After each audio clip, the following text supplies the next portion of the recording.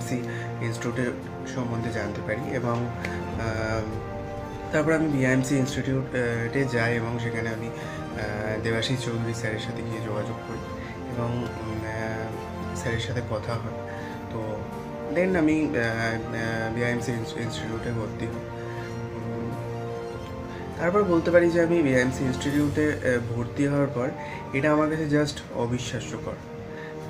অবিশ্বাস্য বলতে মানে ওখানে একদম পুরো ধরে ধরে একদম মানে বাচ্চাদের যেভাবে অ আ ক খ শেখানো হয় সেরমভাবে একদম মানে ইংলিশ শেখানো হয়। তো আমি ছোটোবেলা থেকে ইংলিশে খুবই উইক, মানে ছোটোবেলা থেকে ইংলিশ সাবজেক্টটাকে ভয় পেয়েছি।